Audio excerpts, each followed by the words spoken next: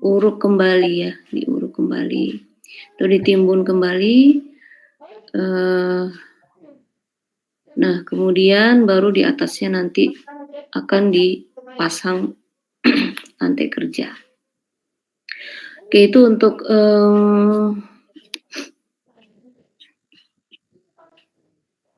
pondasi batu kali menerus ya. Ini masuk kategori pondasi dangkal. Bisa digunakan pada bangunan sederhana ya, bangunan rumah satu lantai seperti itu. Oke, nah kemudian yang kedua ada pondasi dangkal yang memakai batu bata.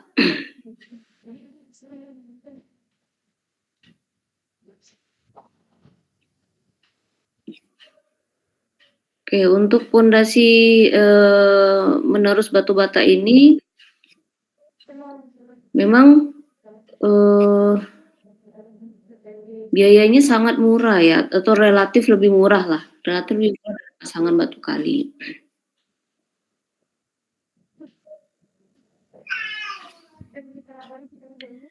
Ya, namun kelemahannya tidak memiliki daya dukung yang terlalu tinggi.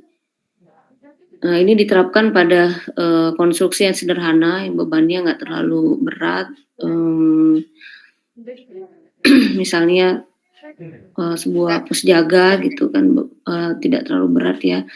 Bebannya yang ringan juga mungkin untuk dindingnya memakai material dinding juga yang tidak berat.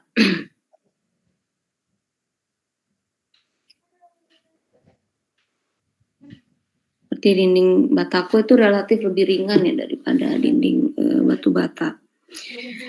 Nah, untuk pondasi menerus batu bata ini ukuran kedalaman galian tanah yang sering diterapkan antara 50 sampai 80 cm.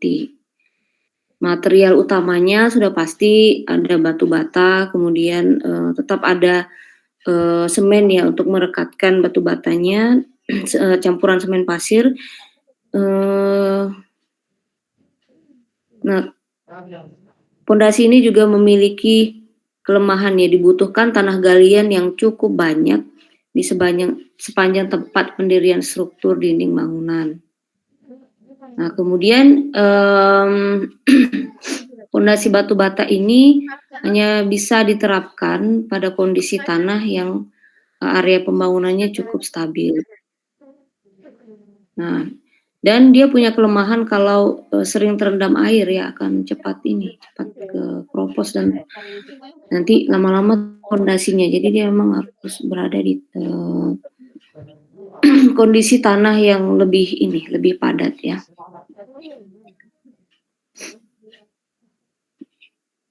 Oke, nah kemudian ada pondasi beton kosong.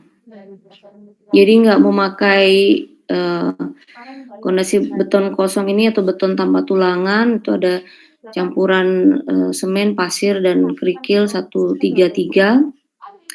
Keuntungannya jika memakai pondasi ini beban bangunan bisa disalurkan secara merata. Dengan catatan seluruh pondasi harus berdiri di tanah yang keras ya. Nah, namun kelemahannya biayanya cukup besar dan memakan waktu agak lama dan memerlukan tenaga kerja yang cukup banyak untuk membuat pondasi beton kosong.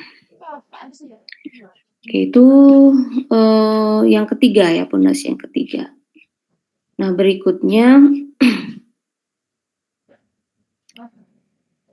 jenis pondasi dangkal yang berikutnya itu adalah pondasi raf atau pondasi rakit.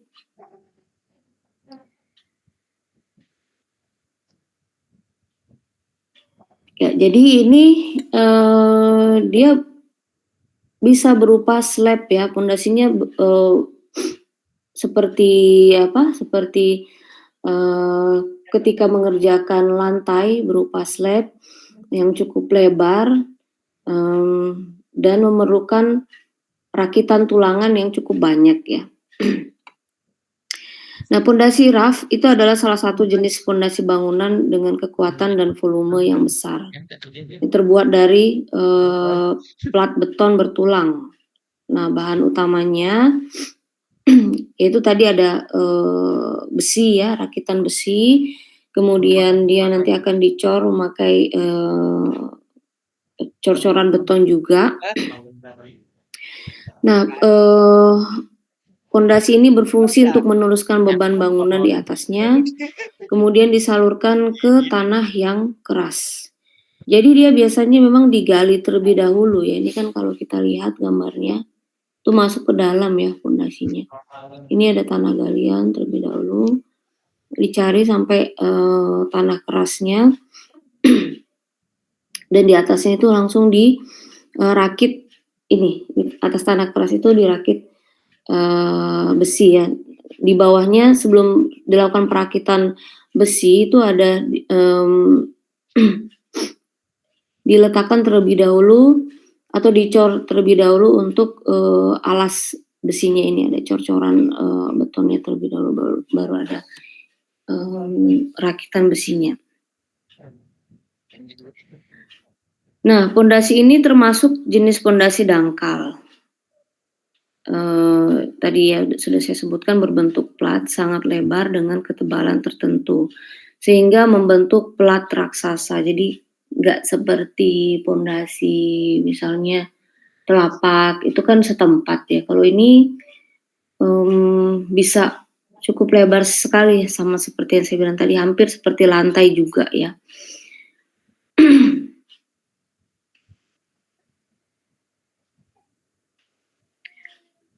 Nah, kemudian pondasi rakit ini bisa diaplikasikan pada bangunan bertingkat, bisa juga pada pondasi basement.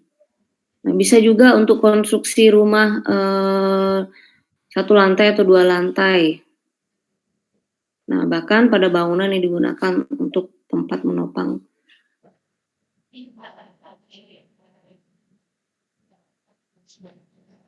Misalnya untuk, bangunan utilitas dengan, beban-beban yang berat tuh, genset, kemudian, tangki air ya, ground water tank, bisa juga memakai pondasi seperti ini. Dan kalau di bangunan middle rise atau bangunan tinggi itu biasanya mesin-mesin yang cukup berat itu lebih baik ya, lebih baik itu diletakkan kalau enggak di luar bangunan, itu bisa diletakkan di basement yang paling bawah untuk mengurangi ini ya, getaran jika diletakkan di atas bangunan. Nah, untuk pondasi rakit ini, biasanya dibatasi maksimal untuk bangunan, dengan 10 lantai saja. Nah, untuk ketebalan dari pondasi rakit itu bisa beragam disesuaikan dengan bangunan yang akan dibangun di atasnya.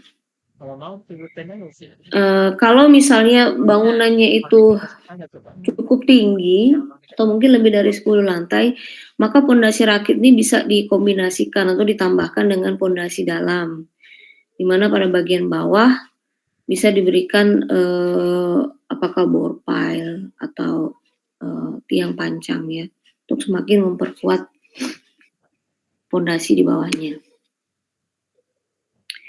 Nah, untuk, pondasi rakit ini mempunyai kelebihan yaitu dia bisa diterapkan pada jenis tanah yang lunak.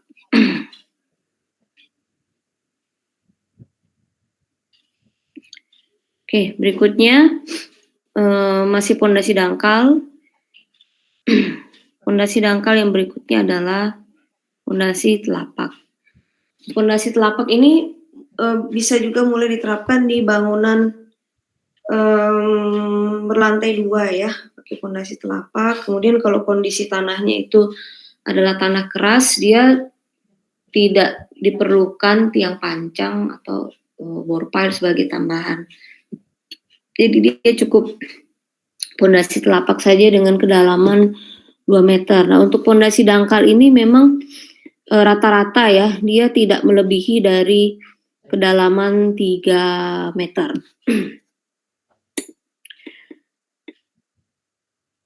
Oke, untuk pondasi dangkal ini juga, ideal, jika diterapkan pada tanah yang lunak.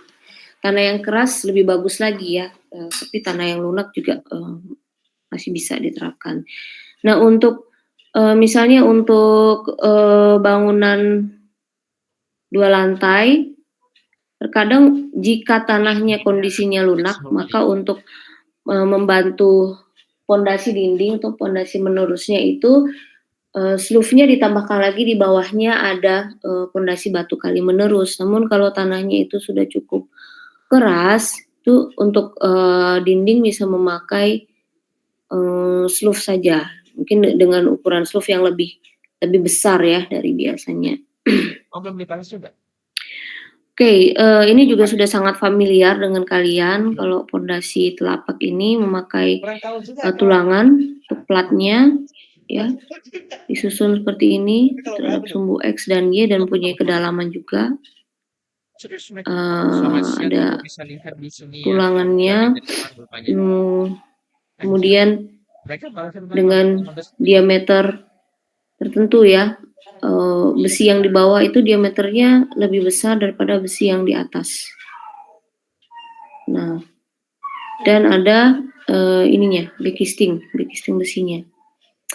Kemudian di atasnya baru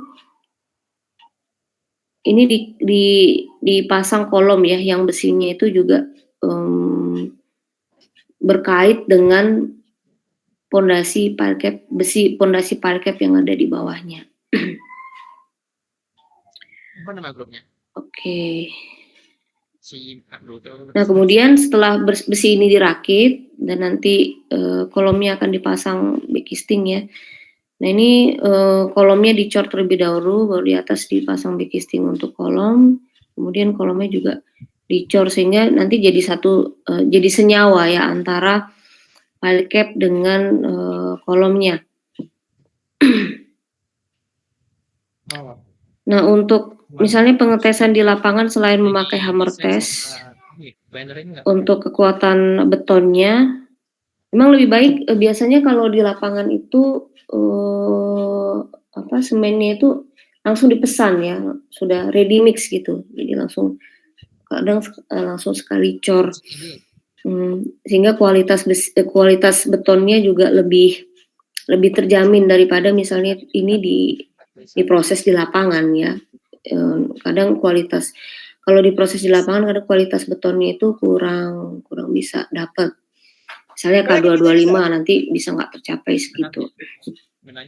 Ya, jadi selain dengan hammer test untuk mengetes kekuatan beton ini, ya bisa dari suara. Jadi katanya kalau dipukul itu semakin nyaring suaranya, berarti kualitas betonnya semakin bagus. Oke, yang berikutnya untuk masih pondasi dangkal ya.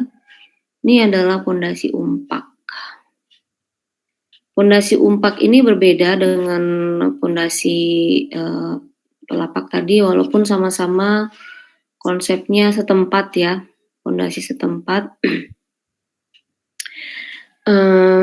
Namun ini diletakkan di atas tanah dan biasanya mempunyai tujuan untuk mengatasi getaran gempa ya, atau mengantisipasi risiko yang lebih besar jika terjadi gempa. Nah, ini diletakkan di atas tanah yang sudah dipadatkan dan dihubungkan dengan sloof sebagai pengikatnya. Nah, ada yang menggunakan sloof kayu seperti ini, misalnya misalnya pada bangunan-bangunan tradisional. Kemudian ada juga yang sudah menggunakan sloof dari beton atau bahkan sloof dengan material baja ya.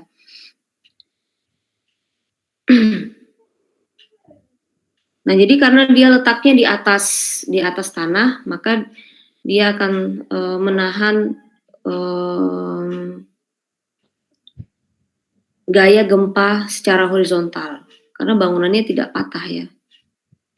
Kenapa tidak patah? Kenapa kolomnya tidak patah? Karena pondasinya juga ikut bergerak gitu, diletakkan di atas tanah. Nah, ini adalah contoh pondasi tradisional yang menggunakan pondasi umpak. Ini namanya tiang diwa di Nias ya. Nah, diletakkan di atas batu seperti ini ya. Dan bangunan ini terbukti ketika terjadi gempa dia nggak rusak sama sekali. Karena selain pondasi umpaknya itu tadi, juga tiang silang ini itu juga berfungsi untuk menahan gerakan gempa secara horizontal. Oke, bahkan kalau kita lihat memang kayunya kayu keras ya. Ini mungkin sudah sangat sulit dicari di waktu yang sekarang untuk jenis kayu seperti ini.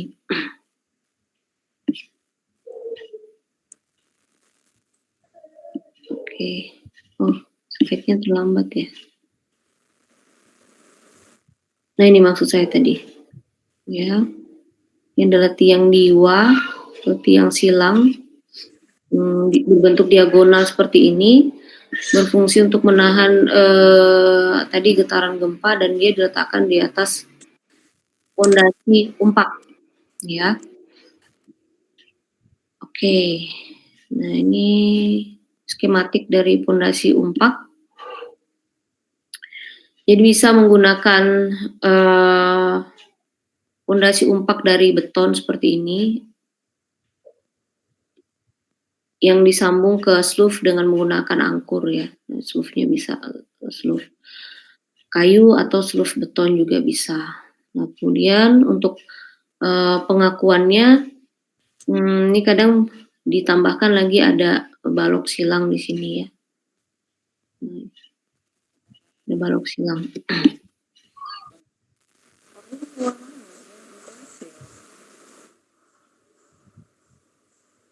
Oke, buat jangkar 2 buah pada pondasi di setiap sudut bangunan dengan minimum ada 1 buah pada pondasi lainnya.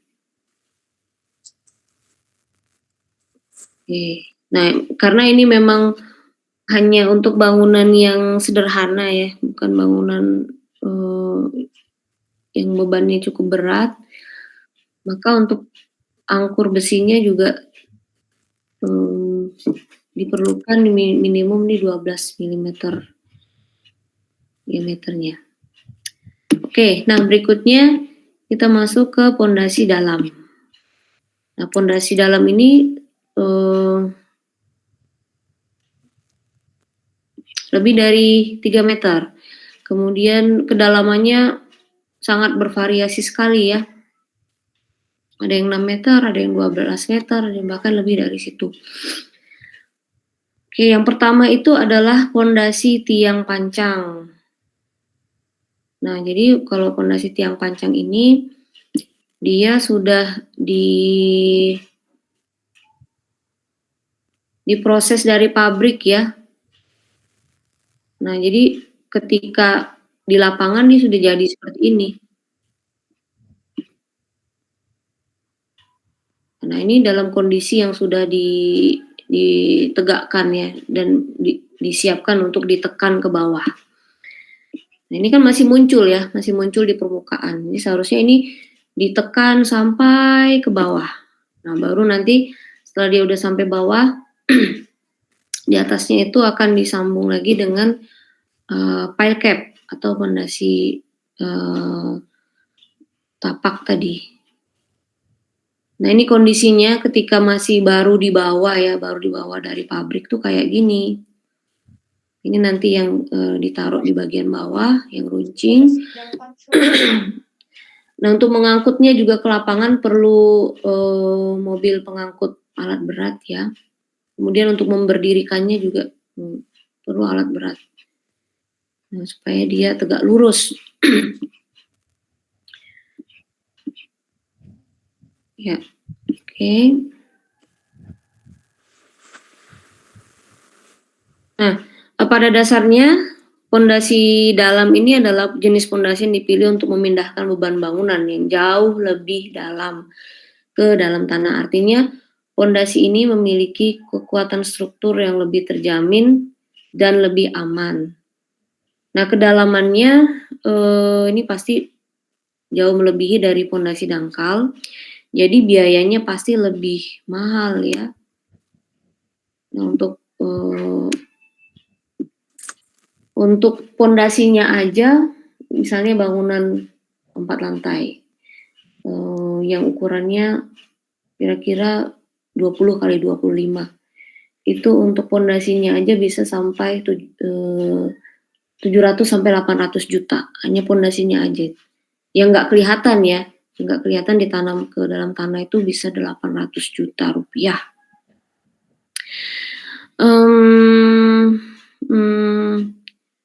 Nah, biayanya lebih tinggi atau lebih mahal dari pondasi dangkal, dan proses konstruksinya juga sedikit lebih rumit karena membutuhkan alat berat. Maka sirkulasi atau jalan yang diperlukan untuk alat beratnya sampai ke lapangan itu juga jadi pertimbangan. Bukan hanya untuk mengangkut ininya ya, mengangkut pile cap-nya, tapi juga untuk memasukkan alat beratnya untuk menekan ke dalam tanah. Nah, jadi pada pondasi tiang pancang ini mutu beton sudah lebih mutu beton maksudnya sudah lebih terjamin karena memakai sistem pabrikasi. Nah, jadi dia datangnya sudah seperti ini. Oke, nah ini adalah alat berat yang digunakan untuk menekan. Ini pakai mesin hidrolik ya. Kemudian ini ditekan ke dalam tanah. Dan proses penekanannya itu tanpa getar ya, dia sistem tekan jadi tanpa getaran sama sekali, jadi tidak mengganggu area di sekitarnya. Nah, kalau ini mungkin diameternya cukup besar ya, ini masih agak kecil. Nah, nanti ditekan sampai dia nggak kelihatan sama sekali ada di dalam tanah, jadi ini nggak muncul ya, nggak muncul di permukaan tanah. Kemudian nanti di atasnya itu dipasang backisting untuk pondasi telapaknya. Oke, nah kemudian untuk jenis pondasi dalam berikutnya itu adalah, oh ya saya lupa ceritakan tadi ya. Nah, jadi untuk pondasi tiang pancang ini bisa bisa di request mutu beton mana yang ingin diterapkan gitu. Apakah K400 atau K225 ya. Jadi bisa diminta kepada pabrikasinya dia mau mutu beton berapa. Kemudian nanti akan diproses di pabrik ya. Nah, jadi ada baiknya makanya kalau datang tiang panjang seperti ini mereka akan sediakan sampel juga, sediakan sampel betonnya ya. Nanti yang sampel beton ini akan dites di lab untuk mengetes apakah betul sesuai dengan permintaan kita kualitas mutu betonnya. Jadi ini udah nggak memakai sudah tidak diproses di lapangan lagi ya untuk campuran betonnya. Nah, berbeda halnya dengan bore pile atau sering juga disebut pondasi caissons ya. Nah, pondasi bore pile ini dibuat dengan cara mengebor permukaan tanah, kemudian memasukkan besi ulir, dan dipasang juga backisting. Nah, setelah itu dilakukan pengecoran. Pengecorannya itu on-site. Nah, kalau misalnya dia mau lebih terjamin juga mutu betonnya, dia bisa memakai beton yang ready mix ya, sudah dibawa dari pabrik juga, tapi tidak seperti tiang pancang tadi yang memang udah keras, sudah siap ditanam di bawah. Kalau ini ready mixnya dia masih berupa semen yang katakanlah belum padat ya, jadi masih bisa dicor pakai mesin pengecoran seperti ini. Nah, ya. Oke, jadi untuk untuk pengeborannya itu sendiri itu bisa dilakukan secara manual kayak mesin bor kayak gini. Ya, ini mungkin tidak terlalu dalam ya. Atau kalau yang cukup dalam memakai alat berat juga. Nah, seperti ini. Kemudian baru dipasang untuk pembesiannya ketika sudah dibor. Nah, jadi untuk bor pile ini tidak smooth ya, tidak sesmooth tiang pancang tadi. Ini kadang lebih bising, kemudian ada getarannya juga, kemudian banyak sekali ini ya, tanah-tanah hasil pengeboran itu kan nanti akan dikeluarkan dari dalam tanah. Beda dengan tiang pancang tadi ya, tanahnya nggak keluar, kan ditekan ke bawah. Kalau ini tanahnya akan keluar, jadi harus segera dibersihkan tanahnya. Karena untuk memasang ini tadi ya, memasang besi tadi ke dalam supaya tidak nanti campuran semennya tidak bercampur dengan tanah. Nah, jadi untuk fondasi bor pile ini memang lebih banyak ininya ya, lebih banyak pekerjaannya dan lebih rumit juga.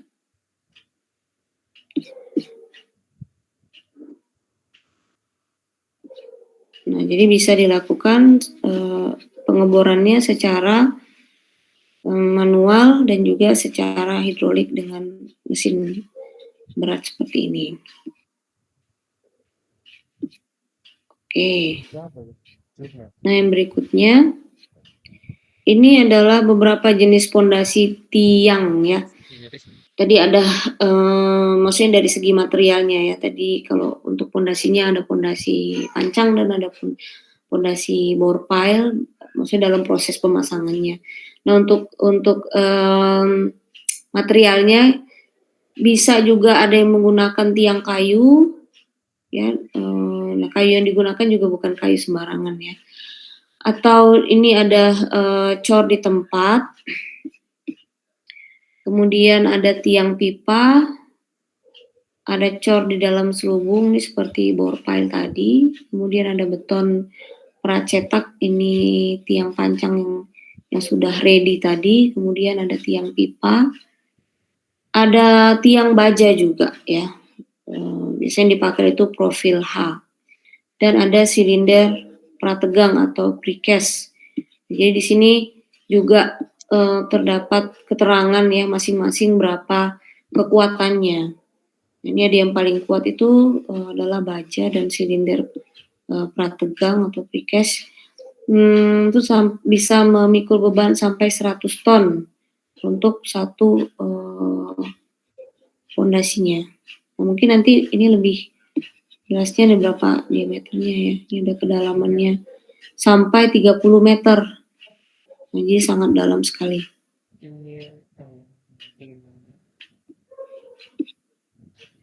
Oke.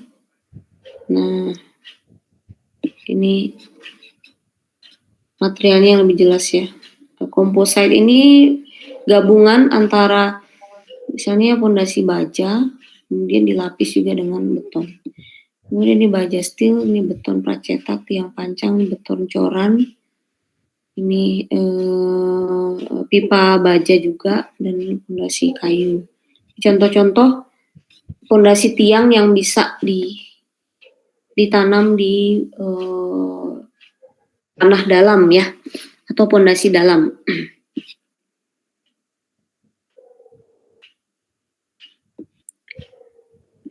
Oke. Nah, yang berikutnya, padat sekali ya.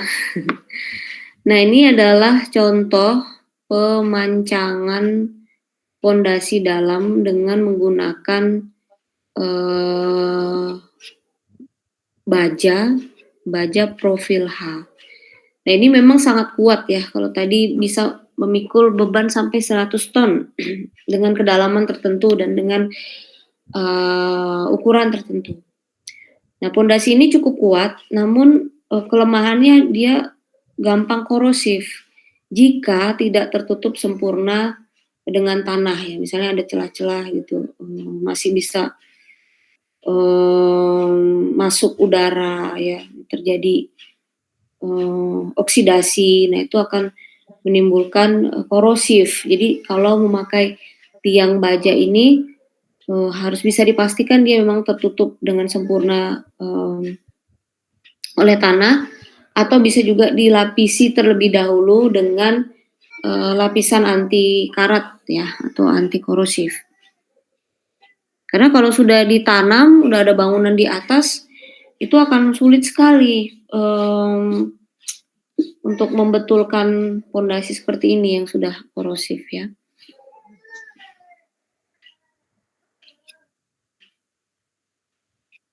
Oke, nah berikutnya itu ada pondasi sumuran ya. Nah biasanya ini memang digunakan untuk kebanyakan digunakan untuk pondasi jembatan. Nah ya, dikembangkan dengan menggabungkan prinsip pondasi dangkal dan pondasi tiang pancang. Nah, sesuai dengan namanya, pondasi ini dimulai dengan pembuatan sumur dengan kedalaman tertentu. Nah, diameter sumur ini kemudian diisi oleh tiang beton dengan kedalaman khusus. Nah, ini cocok diterapkan di Indonesia dengan lapisan tanah keras dan berada di kedalaman lebih dari 3 meter. Jadi, untuk ukuran lubang sumurnya itu harus cukup untuk diisi tiang pancang yang akan dipasang ya. Nah, sesuai dengan namanya, pondasi sumuran merupakan jenis pondasi yang terdiri dari susunan pipa beton melingkar yang dicor. Nah, sehingga memiliki bentuk silinder. Ini nanti ada ini contohnya ya. Ini ya. Nah, jadi ada rakitan besinya juga yang melingkari atau yang dipasang pada diameter sumur tadi.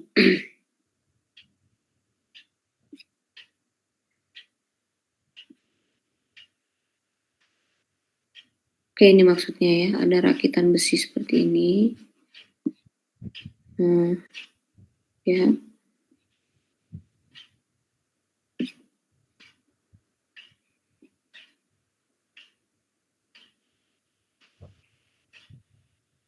Oke. Nah, kemudian pipa beton tadi itu dicor sehingga membentuk silinder layaknya sebuah sumur. Jenis pondasi bangunan ini sering disebut juga dengan istilah cyclop. Nah, ini kalau untuk selain jembatan tuh untuk konstruksi bangunan dilakukan di arah vertikal. Oleh sebab itu, jenis pondasi yang satu ini sangat cocok dijadikan pilihan untuk gedung atau bangunan lain yang dibangun di kawasan pinggiran bukit atau tanah berbatu. Karena dia cukup efektif ya, dan memiliki fungsi untuk memperkokoh bangunan. Nah, sehingga mampu menahan tekanan tanah yang rentan terhadap longsor. Oke, dan berfungsi untuk menjaga bangunan tetap stabil. Nah, pondasi ini tadi juga sudah saya sebutkan bisa digunakan untuk jembatan, untuk apartemen, tower, rumah susun dan masih banyak lagi ya. Nah, tapi lebih sering digunakan sebagai struktur jembatan. Nah, kelebihannya dia ramah lingkungan. Kemudian sebagian besar proses pembuatan memang akan sedikit berisik atau bising. Biasanya itu pada proses penggalian tanah ya.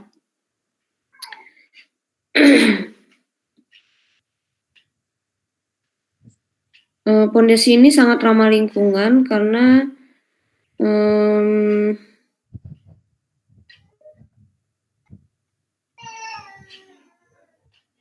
karena tidak ini ya, tidak menggunakan alat berat yang perlu bahan bakar yang cukup banyak ya. Oke, kemudian bisa diaplikasikan pada tanah yang labil atau yang kurang stabil, sehingga tanah bekas timbunan itu seperti tanah bekas galian itu bisa diadaptasikan pada kondisi yang sekitarnya atau bisa dipadatkan ya pada tanah yang tidak terlalu keras atau tanah lunak.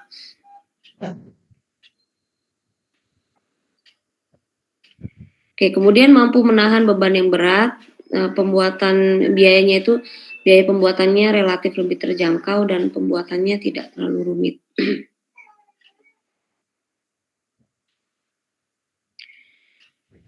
Nah, jadi untuk proses pengerjaannya itu pertama dibuat galian untuk lubangnya hingga kedalaman alas fondasi dengan ukuran diameter yang sesuai dengan pipa beton yang digunakan. Kemudian pipa beton pertama, kedua, dan pipa beton lainnya dimasukkan secara berhati-hati ya. Setelah itu dilubangi pada galian lubang tersebut. Nah, langkah selanjutnya adalah penambahan celah-celah pipa beton dengan adukan semen dan pasir agar pipa beton tersebut dapat terikat semakin kuat. Lalu membuat adukan isian sumuran. Nah, isian itu terdiri dari material semen, kerikil, pasir, dan air. Nah, sebelum menuangkan adonan tersebut, para pekerja akan memasukkan batu kali terlebih dahulu.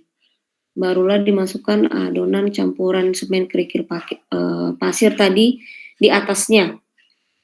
Nah, langkah tersebut dilakukan dengan elevasi 1 meter di bawah cap atau di bawah footing.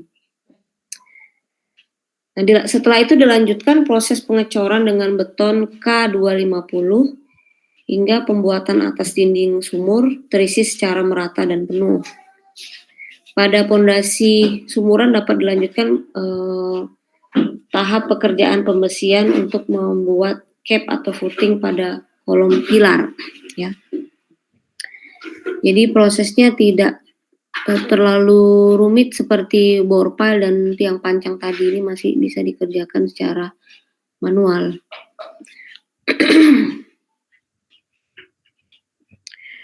Oke, yang berikutnya ini contoh dari pondasi kayu ya. Nah, jenis kayu yang digunakan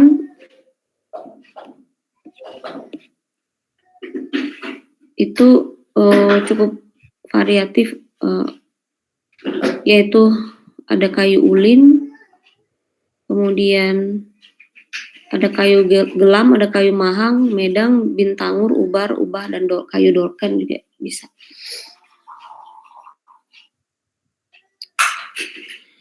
Oke, pondasi yang digunakan berupa tiang-tiang kayu yang ditancap menerus sampai ke tanah, atau dikenal dengan istilah pondasi tiang tongkat. Nah, pondasi ini terdiri dari 2 batang kayu alas ya. Nah, ini ada kayu alas untuk menjepit kayunya yang diletakkan di bagian paling dasar yang berhubungan dengan tanah ya. Kemudian di atas kayu alas diletakkan lagi 2 batang kayu dengan posisi menyilang atau disebut dengan kayu laci. Nah, kayu laci dipasang di samping kiri dan kanan kayu tongkat sebagai penguat pondasi dan ditumpukan langsung di atas kayu alas. Ya. Oke, kemudian di bagian atasnya, sini pada titik-titik pondasi itu dihubungkan dengan kayu horizontal yang berfungsi sebagai pengikat antar pondasi sekaligus berfungsi sebagai tumpuan balok lantai ya. Jadi kalau dilihat ini ada balok dan di atasnya itu ada balok lantai. Nah, balok ini sering disebut dengan balok kip yang dipasang pada ketinggian disesuaikan dengan ketinggian muka air atau sungai terendam. Jadi menurut pengalaman ya dan menurut penelitian, menurut data lah maksudnya, kayu ini akan semakin kuat dan tahan lama justru jika terendam air.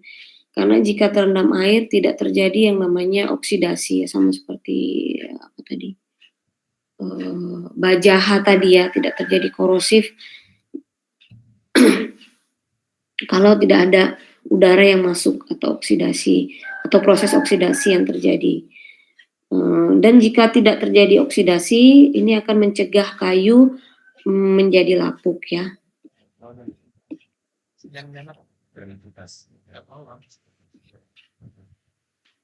Oke, nah kemudian yang berikutnya ada pondasi. Ada pondasi cerucuk.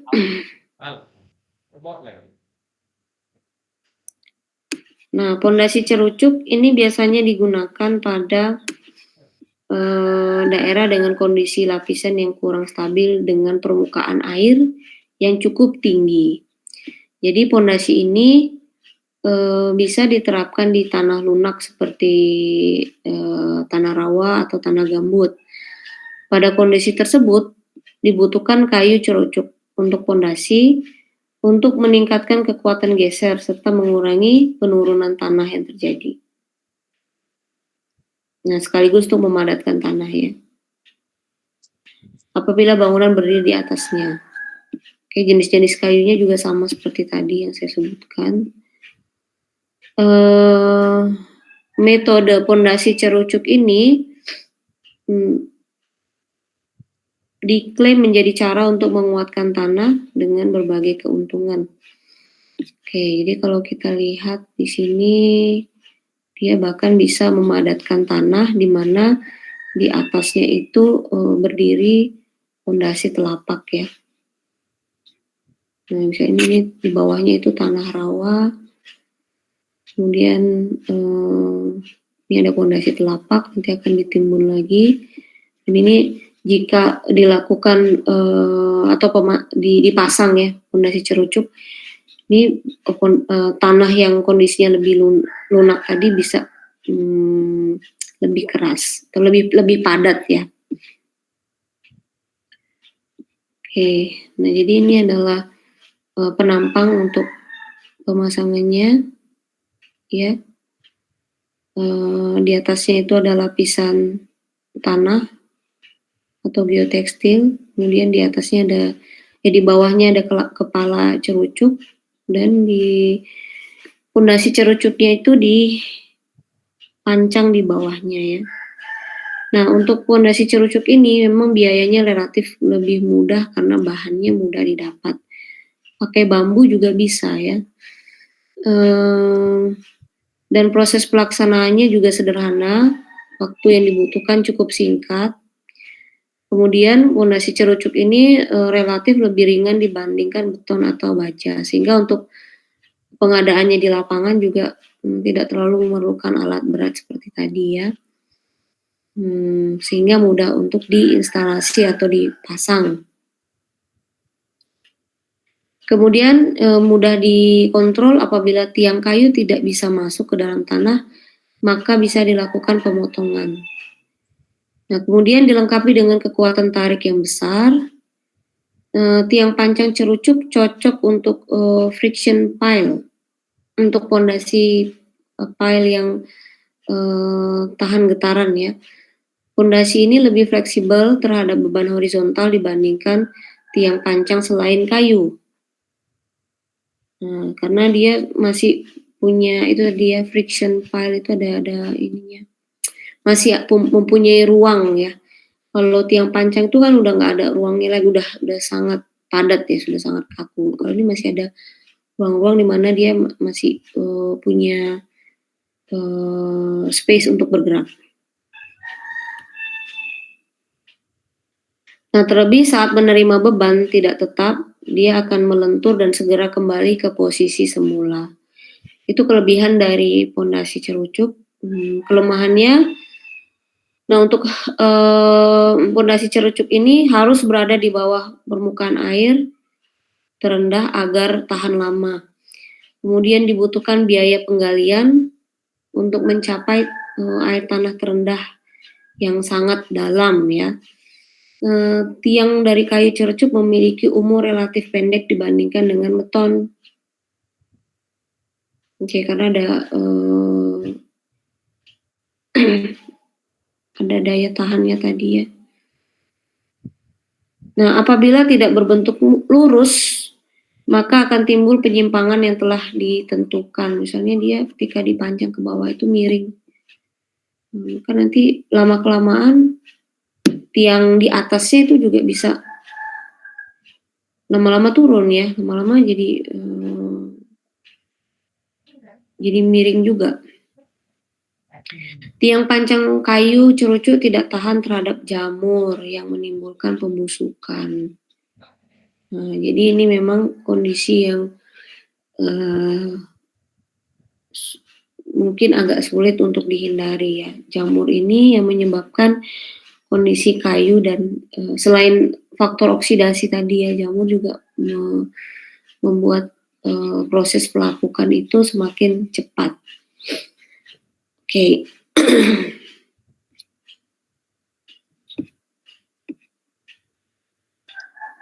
Nah, ini contoh dari instalasi cerucuk bambu ya pada sebuah tiang kolam renang. Nah, secara teknis ada 3 tahapan dalam pembuatan pondasi cerucuk ini tadi. Yang pertama, perkuatan tanah datar, ya tahap pergantian tanah dasar dengan penimbunan tanah baru yang lebih stabil pada lokasi proyek yang direncanakan. Oke, nah kemudian ada penanaman kayu pada pondasi cerucuk, dalam hal ini cerucuk bambu ya.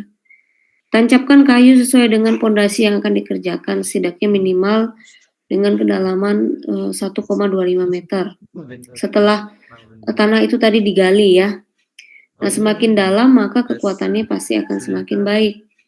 Cerucuk akan berfungsi sebagai akar yang mengikat dan mempertahankan kepadatan tanah dasar terhadap beban konstruksi di atasnya.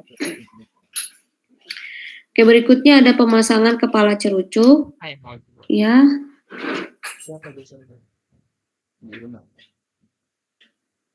Jika penanaman ini nih kepala cerucuk ya telah dilakukan, maka tahap selanjutnya adalah proses pemasangan pondasi di bagian atasnya.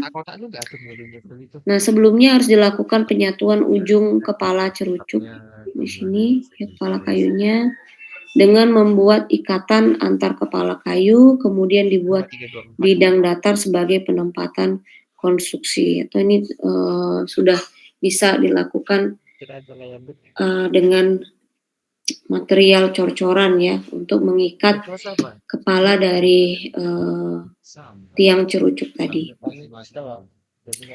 Oke, nah itu tadi penjelasan singkat ya dari saya tentang material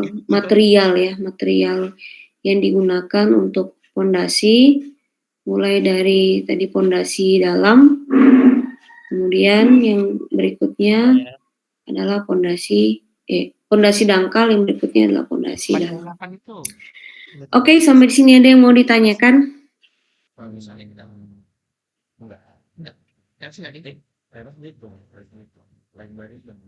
Ya, tidak ada ya. Untuk kelas ini ada berapa orang? Ada 39 orang. Nah, oke, jadi untuk minggu depan kita akan diskusi ya tentang material balok dan kolom. Nah, jadi untuk minggu depan ini saya bagi aja menjadi 8 ya. Menjadi 8 kelompok. Nah, ada 2 kelompok yang membahas balok kolom dengan material beton. Kemudian ada 2 kelompok yang membahas balok kolom dengan material baja, kemudian 2 kelompok yang membahas material kayu, dan 2 kelompok yang membahas material bambu. Oke, kira-kira bisa paham untuk tugasnya minggu depan?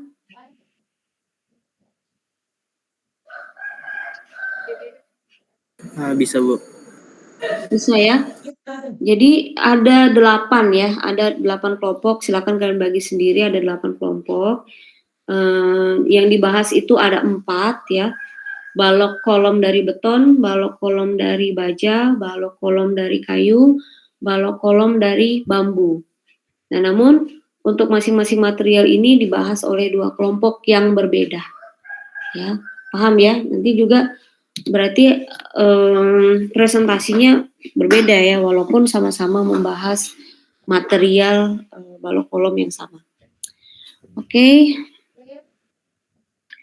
Nah, kalau tidak ada yang bertanya, saya akan screenshot kehadiran kalian terlebih dahulu.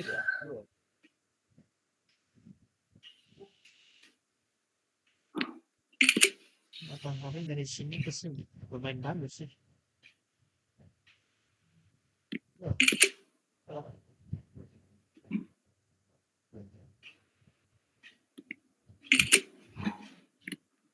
Oke. Kuliah kita udah selesai, kita akan bertemu lagi minggu depan dan kalian mempresentasikan tugas. Untuk tugasnya nanti akan saya berikan Google Classroom ya, dikumpul di Google Classroom untuk tugas minggu depan. Oke, selamat pagi semuanya. Pagi, Bu. Terima kasih. Terima kasih, Bu. Terima kasih. Kita satu kelas berapa orang?